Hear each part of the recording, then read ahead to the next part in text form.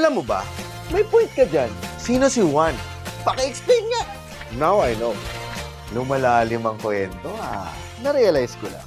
Correct me if I'm wrong. Makabuluhang usapan, ating pagsaluhan. Tara na't magkwentuhan. Tanga! Bobo ka! Yan ang mga lagi kong naririnig kay Papa Jack kapag nakikinig ako ng programa niya sa Love Radio. Noong single pa ako. Real talk yan pagdating sa mga love advice. Bakit ba ganun kahilig ang mga Pinoy sa mga love and relationship advice shows? Bakit ba tayo merong hugot culture? Ako po si James Karaan. Makabuluhang usapan, ating pagsaluhan. Tara na't magkwentuhan. Ang ating guest ngayon ay nagsimula biglang isang TikTok personality at nag-translate na rin siya sa pagiging podcast. Naging Mark Logan bigla no?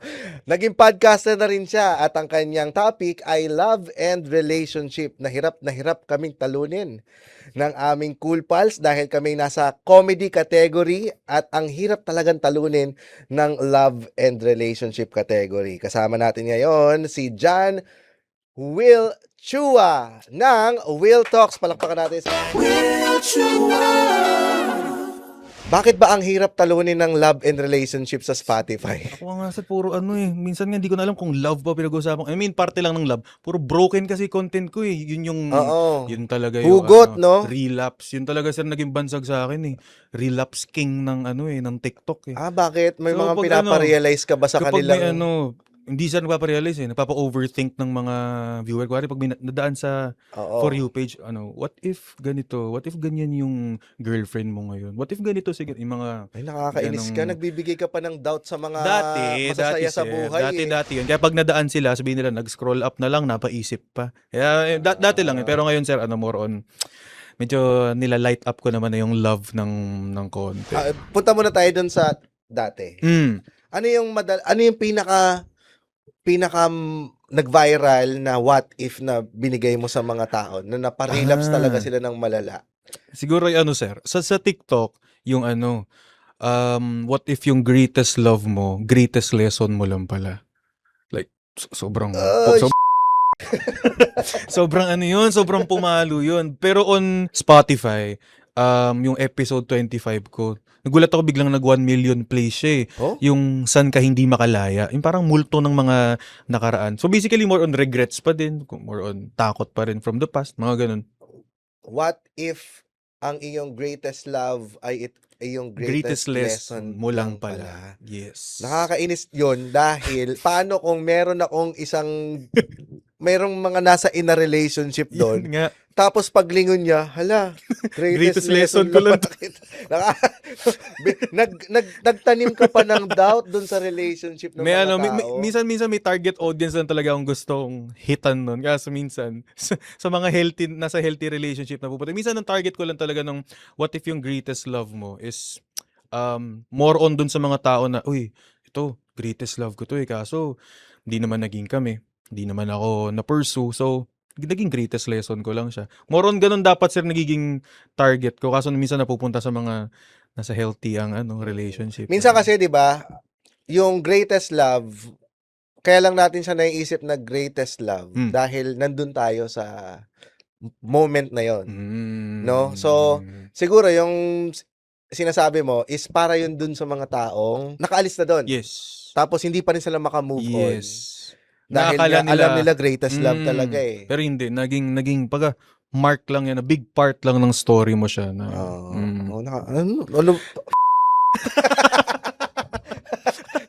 Napaisip din kasi ako dati, meron akong, yung parang alam mo yung pinangahawakan mo yung taong yun. Yeah.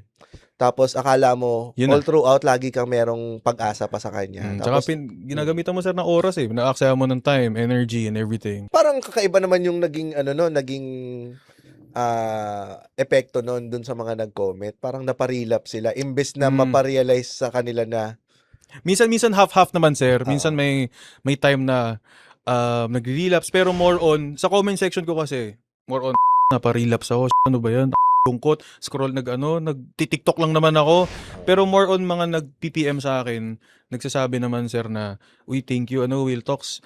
kahit masakit yung mga balat mo, actually na-realize ko na dapat hindi ako nagiging tanga dito sa taong 'to. May mga gano'n naman ako Mm. na nakukuha, sir, na kahit papaano. So, thank you na Bakit gano'n kaya yung mga Pilipino? Dahil ako, isa yun sa mga greatest wonder ko. Kung meron kang hmm, greatest love, greatest lesson, ito yung hmm, greatest wonder ko. Bakit hmm, ang Pinoy kumakapit sa hugot, hmm. parang naging hugot culture na tayo. Sir, matanong ko lang, na-broken ka na ba dati, sir? As in yung sobrang broken na naglasing, Oo nag-ano talaga. naman, na Paano mo hinugot, sir? Sige nga, para siyempre, sir, magkalayo age gap natin, para gusto mo batuhin kita. pakialis nga po yung props po dito. Gusto mo ng greatest punch. Kasi paano mo naialis para lang maiano ko na, "Uy, ganito pala 'pag ano." Pag matanda Hindi na. naman. Hindi, yung sa akin, hindi ko naman sabihin greatest love dahil baka sabihin ng asawa ko, hindi ako yon. Dati lang nung college ako, para isa yun lang sa lagi kong bubog. Kasi ano ko single since birth. Tapos yung asawa ko, Hmm. first girlfriend ko, then napangasawa ko siya. Oh, Oh, 'di ba? Greatest love. greatest love. That's my greatest. Pero yung ano lang, yung isa lang sa mga nagpa-broken sa akin nun, yung ba't ako naging guest dito? Will Talks effect. Nabaliktad Sa'yo na nga 'tong barong na ito. Yung yung ano ko, yung naisip ko no, yung taong yon, parang siyempre kumapit ako do'n. Oo, sir. Tapos nung nagtapat na ako sa kanya, umiwas siya sa'kin. Boom. Tapos naging barkada kasi kami. Hmm. After ko magtapat, nagkaroon Dun kami ng gap. awkward na. Like immediately, nagkaroon ng gap talaga. Yung parang hindi ka man lang nagkaroon ng chance na mag-fade away man lang yung Hmm, taong yun. hmm, Talagang Sunday ko sinabi, Monday, hindi na ako hmm, kinakausap talaga. Kaya Completely. kaya diyan din minsan, sir, pupasok madalas topic sa'kin na nalilito sila na, "Paano ba gagawin? Aamin ba ako?" Kasi sabi nila, sabihin ng ibang guys, sabihin ng ibang girls na, "Sige, sabihin mo lang nararamdaman Risk mo, mo. Risk mo risk mo, 'yan." O nakakabuisit inamin, kayo. wala. Oo, 'di ba? Ayun O na yun nga, parang nai-risk mo tuloy yung friendship mo. So mm. mag-iisip ka tuloy, ano ba gusto mo? Mag-stay kayo as friends? Pero may what if ka May sa what utak. if ka o i-risk mo tapos at least wala ka ng Oo, isipin pa. So yun yung nangyari sa akin. Umiiyak ako. Umiyak talaga ako noon kasi nagtapat ako sa text. Umiyak ako habang nananalo si Kim Chiu sa PBB. Ina-announce yung PBB big winner, oh. Ang saya-saya ni Kim Chiu. Ako umiiyak ako, sabi nung nanay ko, hala, ganun ka pala natutuwa nanalo si Kim Chiu. Hirap na ba tuloy panoorin ni Kim Chiu ngayon yung maalala mo? From the sir, ganun pala din ang like Ganun pa effect. rin. Ganun pa rin. Mm. I mean, kahit mapa-text, mapa-personal, minsan nga, sir, mas nakakaano kapag personal mo pa sinabi na, siyempre, ko, lakas loob ka eh. Oo. Uy, gusto kita eh.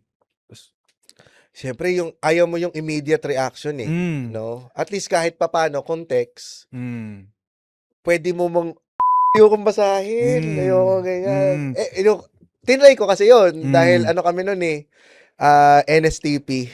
NSTP. Oo, after nung exam namin sa NSTP, naglalakad kami sa corridor ng UST. Tapos nakakailang beses akong atras abante sa kanya, may sabihin ako sa'yo.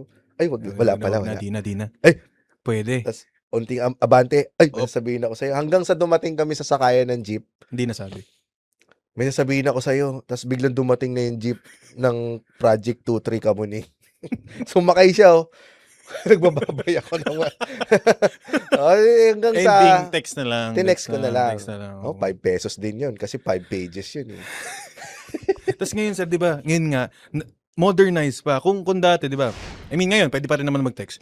Tapos ngayon, I mean, pwede kang umamin basta-basta. Hindi natin Messenger, or Vibe. Ay, meron Messenger. Mm. Tapos ngayon, di ba, nauso pa yung ilo-long press lang. Ay, hindi ko nakita yung Ay, hindi ko nakita oo. yung message mo Erase mo for everyone, no? Hindi, sir, kunwari nag-chat ka sa akin, sir. Oo. Kahit nag-notif yan, kita ko, ilo-long press ko lang yung Messenger na ganun. Ah, Mababasa ko siya, pero hindi lilitaw na scene. ay, pwede pala yun. Pwede.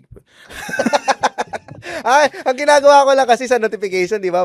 Yung gaganon. Oo. Kaso sir, di ba hindi minsan buo? Hindi buo. Pero yun sir, pag sa Messenger, long press mong ganun. Tapos, uy, lilitaw. Baka iPhone lang yan. Alam ko sa iPhone nga. Ay, Android ako eh. Anyway, ano ba, kasi ayun ang problema ko noon.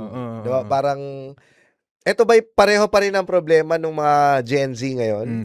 I mean, kung pagdating lang naman sir sa aspect ng pag-amin, at tapos on my perspective na din naman na nababasa ko or nasisend sa akin na stories ng mga Gen Z ko na audience.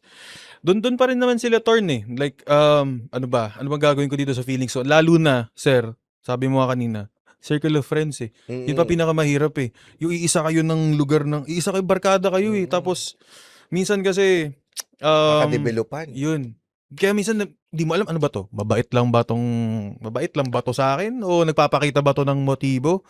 Kaya, pag ikaw naman yun na-attach, lalayo naman. So, I mean same ano pa rin, pero siguro on a modernized way, mas siyempre andyan na yung mga, kung dati text, pero ngayon 'di ba sir, kapag barkada may group chats naman minsan doon pa nagkakaasaran sa mga group chats. Oo. Tapos pag naging awkward, magli-leave na yung isa, ayun na. Alam mo, isa sa mga, kung pareho lang din pala lahat, kasi ang pinakamahirap din dito sa sitwasyon na ito, yung para sa mga Gen Z, ang dami na ring ways kung paano makakilala ng ibang tao, di ba? Mayroon ng mga dating apps, ganyan. Ito bang klase ng pag-usbong ng mga dating apps? May na-create bang bagong problema na hindi kakaiba doon sa mga naranasan ng mga previous generations?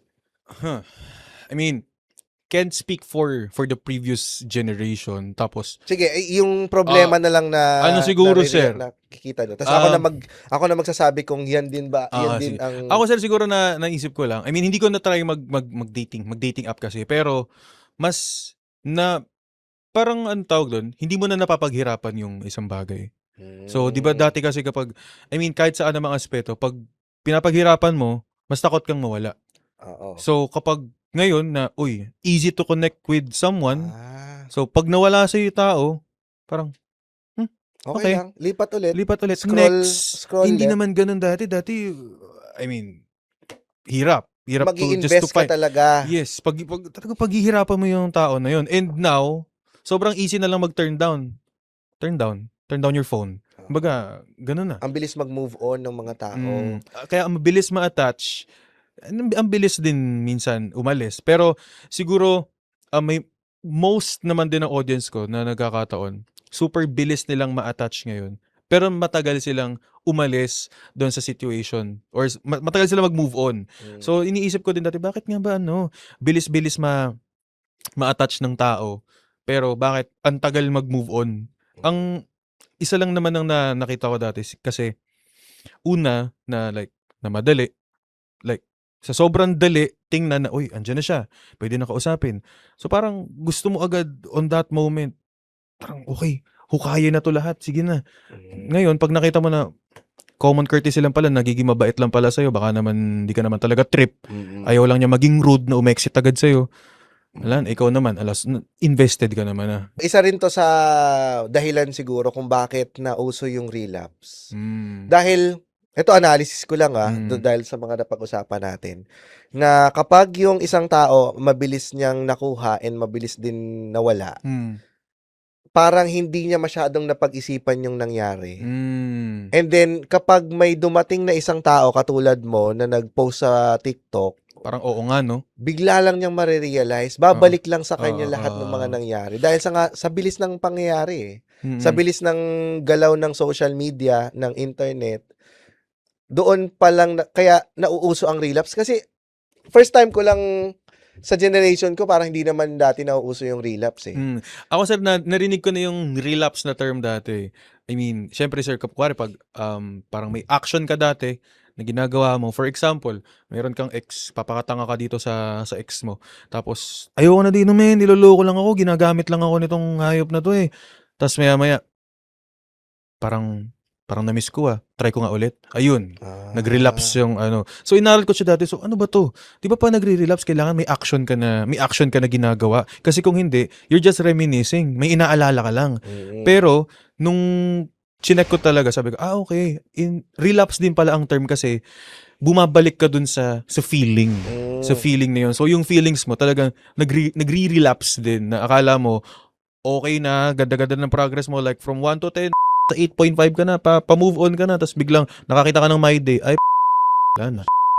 Marami rin kasing nagpo-post ng ng hugot eh. Kaya talagang hindi ka makakatakas kapag lalo na pag napunta na sa algorithm mo yung ganyan, sunod-sunod na yan. Sunod-sunod. Lalo na pag napastay ka ng konti doon, ayun, puro isa na si Will Talk sa mga makikita mo sa feed mo na, Hindi ko alam kung mahirap, pero alam ko iba.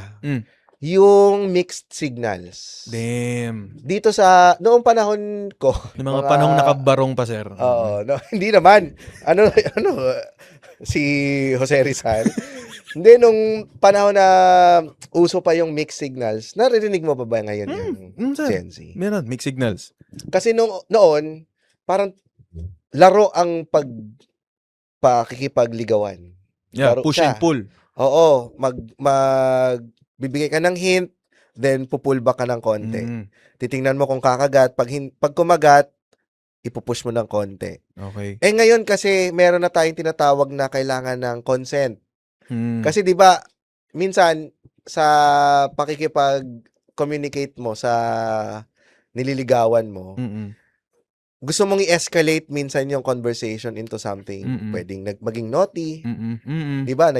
Parang habang nagiging komportable kayo sa isa't isa. Medyo talaga pagpalagay na iba na yung nagiging iba nagiging conversation. Pero parang nagiging issue ngayon, or hindi naman issue, parang nagkakaroon ng additional element ng consent. Hindi ka na pwedeng lumaro ng mixed signals ngayon na direct to the point na kailangan. Sasabihin mo na sa babae na, okay lang ba maglabas ako ng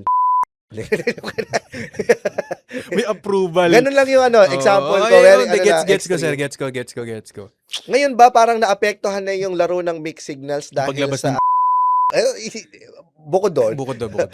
Dahil sa factor ng consent. I mean, the consent itself, I mean, siguro mahalaga naman talaga. Like, hindi ko kasi masabi, like, minsan kasi pag on a certain level naman, napalagay na kayo, minsan pakiramdam mo, okay, pag ganitong naughty ang text ko, feeling ko naman, pwede na to. Oo. And, andun kasi ako sa approach ng mixed signals na siya lang kausap mo. And mixed signals ka on a way na hindi naman dun sa di ko siya gusto agad-agad.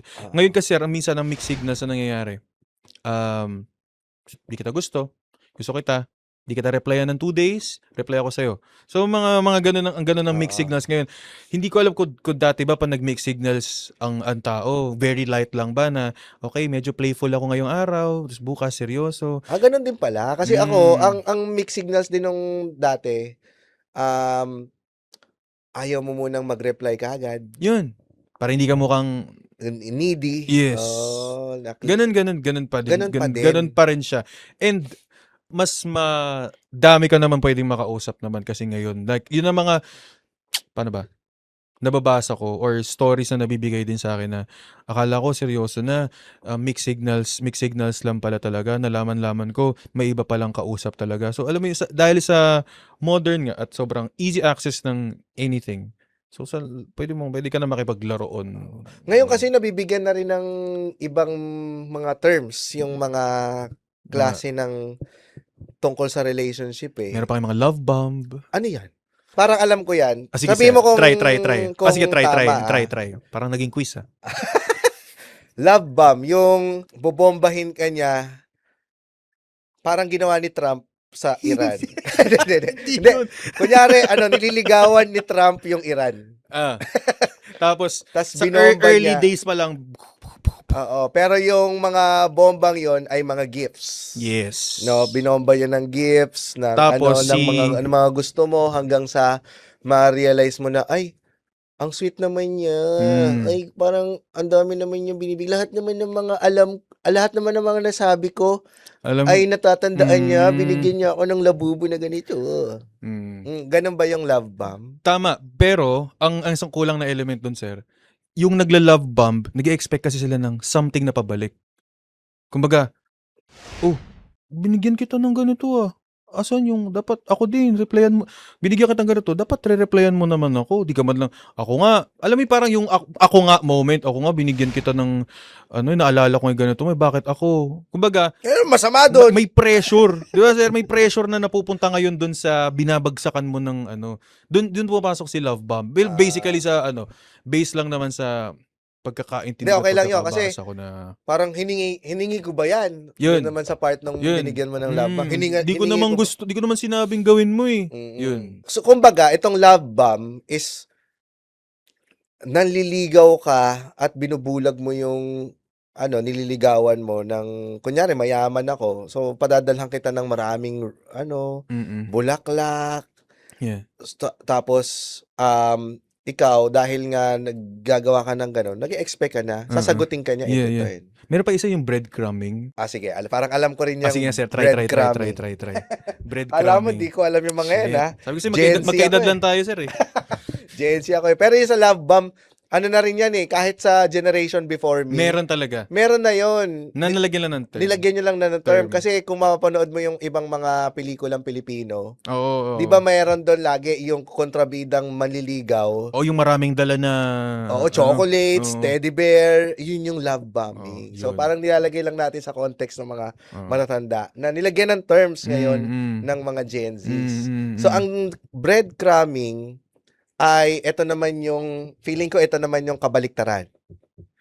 Na para kasi ang breadcrumbing sa konteksto ito ni Hansel and Gretel. Kung saan nagiiwan ka ng mga kaunting mumu ng bread or ng pag-asa doon sa lalaki, tapos at the end wala pala mangyayari. Tama ba ang Tama sir yun, nagiiwan ka talaga ng breadcrumbs. Pero based naman din sa pagkakaalam ko, just to keep that person sa'yo. Hindi naman dahil sa wala siyang pag-asa, pero technically, parang ayaw mo lang siya mawala. Parang, para dyan ka lang. Kunwari, kasi syempre, pag nagutom yung tao, hahanap na yan saan kakain eh. Ito bibigyan kita ng konti para lang hindi para ka dyan ka, hindi ka umalis. Napakasama naman ng At tao. syempre, yung gusto mo, yung kung saan ka gusto mo kumain, syempre, yung nagbigay. Kahit mumu lang yan, kunin ko yan. Ikaw yun eh. Ganun. Yung para breadcrumb. Parang may ganun na rin naman eh. No? May ganun din natin. Oo. Yung parang, ang sama lang din kasi niyang breadcrumbing na hindi mo hinahayaan yung tao na, kasi parang isa din yan sa, pwede ba nating masabi din na collect then select? Yeah. Naano ko yung term na yan.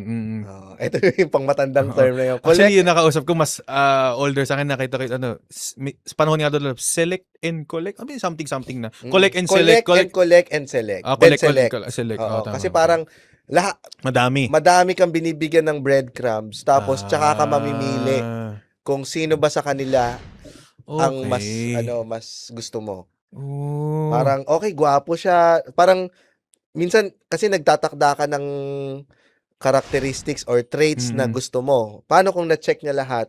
Pero ngayon, iisipin mo, sino ba dun yung mas, sino ba dun yung mas gusto ko? Akala ko, sir, ang collect and select, naman, parang, hindi sabay-sabay, pero tinitesting mo, okay, testing ko si girl 1. Parang, hindi okay ito, pero trip ko yung vibe sana kami pag sa dating sa humor namin pero hindi, kay girl 2 ako. Pero kumbaga, i-out ko siya, kumbaga, lang. Pero hindi ko... Siguro, isang way din yun. Pero pwede ring way na Tama. may kinikip ka lang na ka-text, parang... may backup ka na. Ano pa ibang terms na Ayun, si backburner. Ha?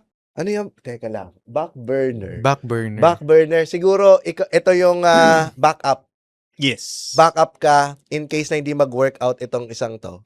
Na gusto mo. Tama ba? Technically. Pero si backburner kasi, ikaw yung puntahan niya kapag feeling niya rin, parang may kailangan lang siya. Basically, convenience store ka niya na pasok, labas, kapag nakuha niya na yung gusto niya sa'yo. Pero technically, yun, ikaw yung pag hindi nag-workout to, sa'yo to. Pag legit na talagang backup ka nga. Pag wala pa, ikaw muna. Tapos hanggat wala pa yung, kumbaga, akala mo all this time, ba nung convo nyo, kilig-kilig, tawanan, usap-usap, call, di na nag-reply. O yun, in another call na. Panakip butas na Mm. lamang. Oh, 'di ba? Malahaji Alejandro Tama, din tama, yung tama. ang ganda kasi ngayon nare-realize ko na dahil nga putok talaga yung love and relationship dito sa Pilipinas at meron na tayong tinatawag na hugot culture. Yes. From the time na meron kahit mga radio DJs pa, Joe Mango, Papa Jack, Mm. Mr. Ayun, naririnig Fu, ko ayun, DJ naririnig ko sila Chacha, lagi.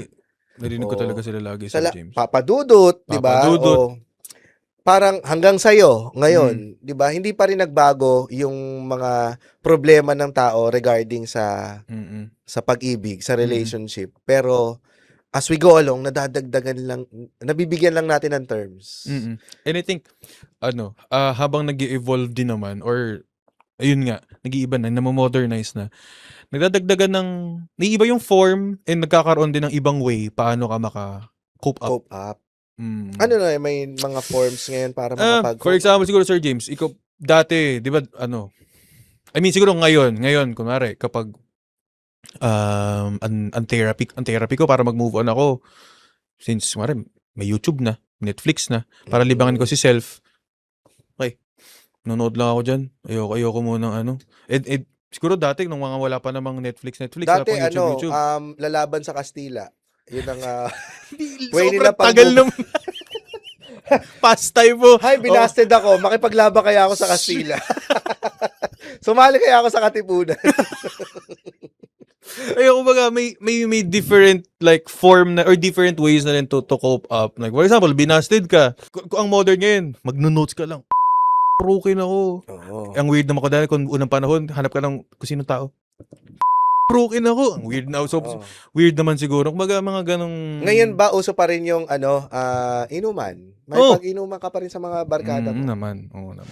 Hindi pa rin nawawala. Hindi pa rin nawawala. Kailangan yung iba pa rin yung haplos.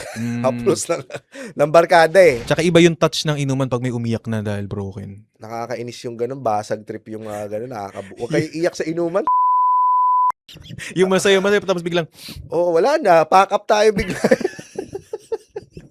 Pero di siya di siya nawawala kasi parang feeling ko doon lang din na ilalabas tong iba lalo yung hindi naman nila mailabasin kahit saan. Tapos biglang maalala lang nila on that na pero hirap nga lagi na lang akong pinipigilan. Uy, san galing yun? Baga biglang yun. Biglang doon na lumalabas yung on a natural na minsan pag love sa inuman pa naman, kung sino pa yung single, siya pa yung malakas magpayo. Mag-advise, no? Totoo Dati yun. nung single ako, ang galing ko magpayo. Ako din, sir. Dati din nung mga Tas nung college nagkaroon ako days ko, high school ko. girlfriend, hindi ko ma-apply yung mga na... Bakit nung time mo? Bakit ba kung sino pa nga yung single, sila pa yung mas madaming nasasabi? Pero hindi naman nila ma-apply kay self. Kasi, sa akin nung na-realize ko yan, nung after ko magkaroon ng girlfriend and asawa, hindi yun sabay iisa lang yun. Girlfriend na naging asawa. Yung ideas Ideas. Puro lang siya, puro theories kumbaga. Tsaka malikot yung utak, sir, no? Oo, parang kala mo, ang dali-dali lang gawin ng mga pinapayo mo. Kaya ang bilis mong magpaalpas ng salita. Kaya akala mo yung mga sinasabi mo, kaya pag sinabi mo yun, kaya niyang gawin kagad yun. Hindi mo nare-realize na tao rin naman yung at the other end ng relationship na meron din niyang sariling utak at kung ano yung yung response niya dun sa pinapayuhan mo, maaaring hindi siya angkop dun sa naipayo mo. So, akala mo kasi, since nagpayo ka, ang bilis din natin magsabi ng, iwanan mo na yan. Red flag yan. Walang may dudulat sa iyong buhay, sa buhay mo yan. Pero, hindi mo nare-realize, sobrang attached naman nung pinapayuhan mo doon, na hindi ganun kadaling mang-iwan, di ba?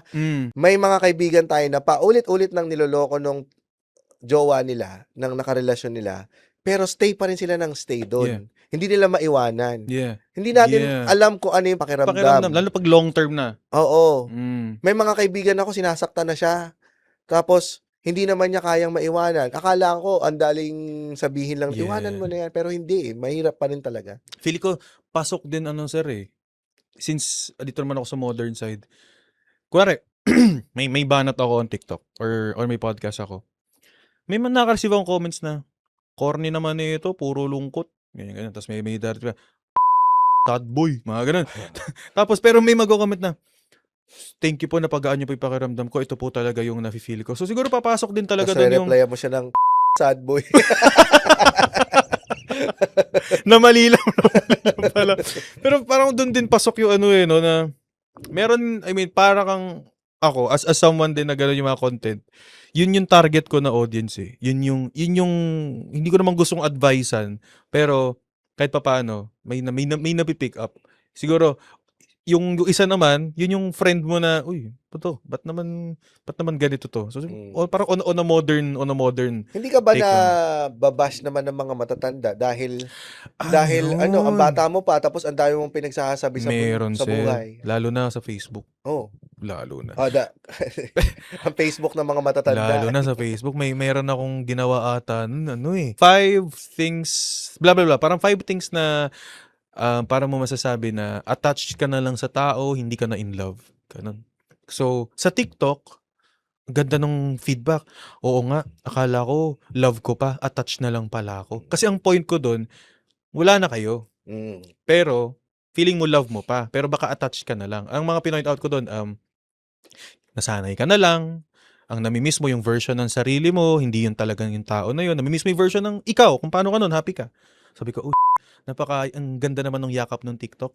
Pagdating ko sa Facebook, pinost ko, medyo 11 million views. Paano mo naman masasabi, may anak na ako, ganyan. Ay, sabi ko, hindi po yun yung hindi po yun yung gusto kong iba. May anak ka na pala, ba't tinamaan ka pa dito sa post na to? Parang good reflection din naman sa akin. Oo nga, no? Siguro next time kailangan ko pang i-clear lalo kung sino yung target ko pa na audience. Or sa ganun. TikTok ka na lang. Or sa TikTok. Huwag ka na Facebook. Sa IG mas okay eh. Like lang. Walang comment doon. Madalang. Pero TikTok talaga is very, Pero yung reaction ng mga matatanda ay half-half naman, sir. half-half naman. Meron na sasabihin nila na tama yung take na minsan hindi mo naman na talaga love nasanay ka na talaga na ganyan. Meron pa rin naman na Yun lang din kasi yung problema sa mga matatanda, hindi nila kayang, since matanda na sila, hindi nila kayang i-relate yung sarili nila sa mga bata. Parang gusto nila laging yung the other way around. Yeah. So minsan tayong mga matatanda hindi rin natin naiisip na teka, nandito sila sa lugar na ito, nandito pa sila sa place na to. Na pinagdaanan din na pinagdadaanan din nila. Hayaan na lang natin sila. Hayaan nyo yan. Wag na kayo maki-comment. Kung hindi naman nag-a-apply sa inyo, wag na kayo maki-comment. So, may mga batang gustong ganyan at merong market yan. So, may mga bata na gusto rin ng guidance. And magpasalamat na lang tayo, may mga katulad mong content creator na nagbibigay ng guidance dun sa mga bata na dumadaan dun sa pagsubok dun sa relationship. Ngayon, Will, meron tayo dito ang another segment. Ito ang Totoo Ba? Totoo ba?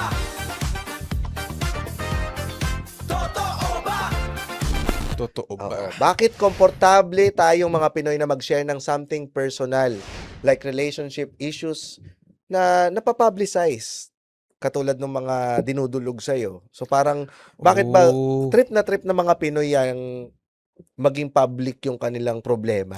Siguro, on my perspective din, parang natutuwa kasi sila or yung audience ko kapag nababasa ko yung stories nila dahil siguro, ito lagi ko itong pinapakinggan eh. Tapos, pag narinig naman nila yung kwento nila, parang mas added layer na napakinggan nga talaga ako. Na parang, okay, dati nakaka-relate lang ako. Ngayon, ako na to eh. Story ako na to. Na parang may different kind of validation siguro na kapag yung, parang may joke ako, sabi ko, hindi naman nakakatawa yung joke ko eh. Pero sa'yo ko binanat, sir, natawa ka. Ay, parang may different validation na nakukuha siguro. On my POV lang naman, sir, siguro. Tsaka gusto rin nila siguro dahil may comment section. Tapos pag pinablik mo siguro yung problem nila, may mga magko-comment dyan na relate. Uy, relate ako din, ganyan. Tapos yung taong yon na nagsabi ng problema Di pala ako nag-iisa. Yes. Mm. At least yun na Yes, ano yes, natin. yes. Mas maganda nga naman yung klase ng ganun. Pero ikaw ba, sinasabi mo kung sino yung... Hindi. Hindi. Depende sa kanila. Minsan kasi may nagsabi na, paki-remain na lang, anonymous na lang. Pero minsan na nakalagay sa dulo, you can say my name. Ganun. Tapos minsan sinasabi pa nila kung sino yung nagustuhan talaga nila. Lagi nila yung pangalan doon. Okay, tapang to. Palag-palag to Kahit din naman noon, kay Joe De Mango, yung... Doon pa nga, may mga nagre-request pa nga ng kanta para doon sa Ayan, nililigawan nila. meron din yun, sir. May nagre-request sa'yo? Yes. For example, play nyo nga po yung ganitong song ng ganitong banda. Yun yung background music. Siguro team song nila yun. Yan. Ayun. Nag-ano ka ba? DJ ba? Hindi. Pero ang course ko kasi dati, sir, communication arts. Okay. Kaya medyo nasanay. Kaya pag yung podcast ko tuloy, si Will Talks, mas tunog radyo siya eh. Kasi pag nagsasalita ako, hinihina yung music, blah, blah, blah. Yan. Okay, eto naman ang ating last segment. Ito ang one-on-one. One-on-one. Parang fast talk lang. Okay. Age na una kang na-in-love, or hindi pala fast talk kasi may tanong eh. Age na nauna kang na-in-love. Age na nauna ako na in love. Sagutin mo lang ng mabilisan. Age na nauna na in love, 14. 14? Talande. Age ng unang heartbreak mo. 14. 14 din? Ang bilis naman. Wala pa isang taon. Wala pa isang buwan yung niligawan, na heartbreak agad. Ay. Favorite mong influencer o podcaster sa topic ng love? Bukod sa sarili ko, paano kung podcast ni Ate Joel? Si Joel. Ayun, mas magkaedad ko si Joel eh. Ayun, sa kanya ko nalaman si Collect and Select. Okay. Yep. Favorite mong life coach o motivational speaker? Ito lang pumapasok sa utak ko. Rendon Labador. Favorite romantic film mo? Ay, wala akong motivational. Siguro nakikinig ako kay Alec Cuenca. Okay. Alec Cuenca. Favorite romantic film mo? Favorite romantic film, 50 First Dates. Uy, maganda rin yun. Adam Sandler. Adam Sandler. Yes. Timeless siya, no? Kasi grabe yun. nung panahon ko pa Grabe yun talaga na yun, lumabas. The best. Favorite quote mo about success? Keep moving forward. Keep moving. Okay. Saan yun? Sa Meet the Robinsons na film. Oo. Local personality na gusto mong mag-guest in the future? Vice ganda. International personality na gusto mo nang mag-guest in the future? Damn, international. Mel Robbins. Huling book na binasa mo? Ikigai. Huling song na pinakinggan mo? Baka Bukas, Angela Ken. Huling film na pinanood mo? Huling film na pinanood ko, Peaky Blinder. Yung movie? Yung movie.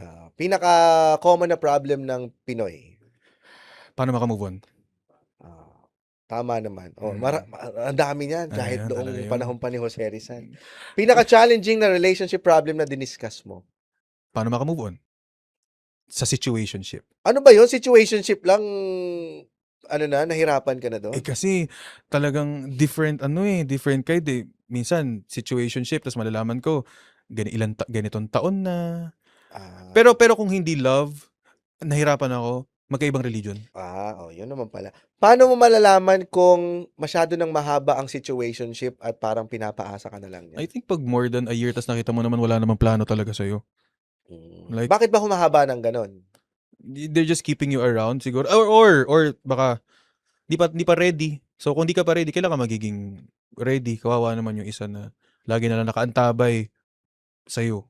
Hindi ko gets yung hindi ka pa ready. Parang, ba't ba nangyayari yung gano'n? Hindi pa ready. Ay, ako sir, ang personal experience ko, hindi ako ready dati. Kay girlfriend. Tingin, lagot ako. Mali na open na topic. Hindi, dati sabi ko, hindi ako ready. Pero ang totoo nun, parang natatakot lang talaga ako na, parang na-experience ko kasi na, parang akala ko happy ako pag, parang malaya ako pag wala si Bebe nun. Pero, totoo nun, parang nagsisinungaling lang ako sa self ko na, hindi ready. Parang, ready ka lang talaga. Parang hindi mo lang din maamin sa sarili mo na ayaw mo lang harapin yung problema talaga na gusto mong harapin. Kumbaga, ito yung problem, hindi ready. Ano ba, bakit problem? Papasok ka sa relationship, ba't siya problem? Parang, for me, kaya siya naging problem sa akin, parang nung na-experience ko kasi, nagkaroon kasi kami ng parang hindi, like personal matter na hindi kami naging okay, no? Dahil on my fault din naman. Tapos, nung na-experience ko na parang single, ganyan, ganyan, ano pala, malaya pala. Tapos, nung nung nakita ko naman na siya na parang nagkaka-crush siya sa iba, hindi pala, mali pala to. So, nung medyo goods na, ano ba to, ready na ba ulit ako for, bibitawan ko na ba ulit yung nararamdaman kong parang pagka-free. Pero nung ngayong nandito naman ako ngayon, sabi ko, ay, buti hindi ko pinatagal pa kasi baka mawala pa sa akin yung love, kaka hindi ko ready. Hindi ba yung hindi ready? Actually, kaya yun, dun din siya inis-slide. Ayun, Tinanong actually, ka tuloy. tama. Yun, di ba? On my part, I mean, ako nun, tama. Pero ako sa lahat parang siya Bakit ka Papasok. manliligaw kung at the end of the day, hindi ka pala ready? So, bakit ka parang... Ba't ka pa magbibigay ng kung ano-ano mang ano? Bakit ka pa tsaka bakit ka rin magpapaligaw kung Tama. at the end of the day, hindi ka pala ready? Ano yun? Parang gusto mo lang masubukan na parang self-serving siya, kumbaga. Kung sasabihin mo yung salitang hindi ka pa ready. Dahil, gusto mo lang maramdaman na mayroon kang ka-text, tapos kapag nandun na yung responsibility, ayaw mo na. Damn. Yes. Clip that. Kung walang will talks, anong ginagawa mo ngayon? Kung will dance. Hindi, feeling ko kanta. Feeling ko kumakanta. Ganun. Kumakanta ka? Nag-choir kasi. Choir lang naman dati, sir. Pero feeling ko, Catholic? Sa university. Sa Baguio. Sa Glee Club, SLU. Maraming salamat, Will. Thank you, Sir James. At ang dami ko natutunan kahit, syempre, ako din, ito, sabihin ng mga tao, bakit yung mga kabataan wala ka matututunan? Pero meron ka matututunan. Thank you, sir. Kahit konti, sana may Oo naman. At least, ang pinaka natutunan ko dito, sasabihin ko mamaya sa reflection. Maraming salamat, Will. Thank you, sir. Will Talks ang pangalan. Grabe to, nag-relapse tuloy ako doon sa usapan namin. Pero tingnan nyo na, wala namang pagkakaiba sa generation pagdating sa love and relationship. Ngayon, naintindihan ko na kung bakit talagang patok na patok dito sa Pilipinas ang hugot culture at mga love and relationship advice, podcast, and radio shows. Dahil nga, tingnan mo, kahit anong generation tumatawid yung ganoong problema. At ngayong Gen Z, ngayong mga panahon ng mga kabataan, nabibigyan lang nila ng terms. Pero kung ano yung mga naranasan nila noon, ngayon, naranasan din nila noon. Ang gulo, di ba? Parang love lang yan. Uulitin ko, kung ano yung nararanasan ng mga kabataan ngayon, nararanasan din natin noon. So, walang pagkakaiba. Kaya, yun, salamat na lang sa mga katulad ni Will at lahat ng mga content creators kahit noon pa na gumagawa ng mga relationship advice. Ako, guilty ako dyan. Lagi rin ako nakikinig ng mga ganyan noon. Ngayon, happy na ako. Pero, ayoko na mag-relapse kakapakinig ng mga ganyan. Ako po si James Karaan. Makabuluhang usapan ating pagsaluhan. Tara na't magkwentuhan.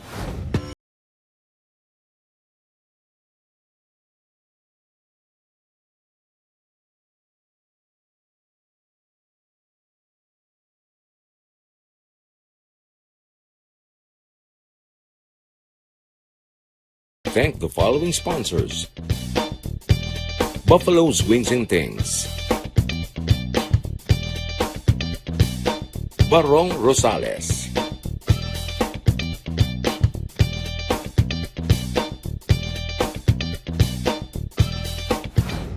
Ay, very light. Kasi, I mean, medyo starstruck konti kasi idol ko siya, sir.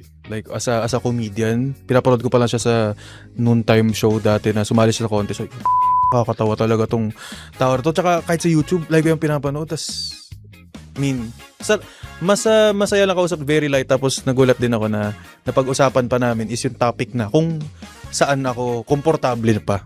Which is, yun, yung love. Yes, relapse. Nag-relapse ka ba, direct? Di ba? Ang ganda nga at least ngayon, may natutunan din ako sa mga Gen Z. Kala natin wala naman talagang bilang ang mga kabataan, di ba?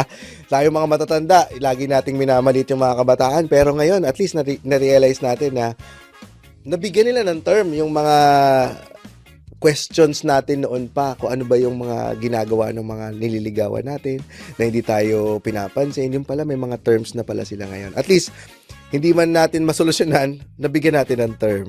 Oh, ang ganda ng usapan namin ni Will. Marami ko natutunan sa kanya kahit bata pa siya. At sana marami ring natutunan yung mga matatandang makikinig sa atin na minamaliit yung mga Gen Z tungkol sa love and relationship. Kwento ng bayan at kwento ni Juan, inyong pakinggan.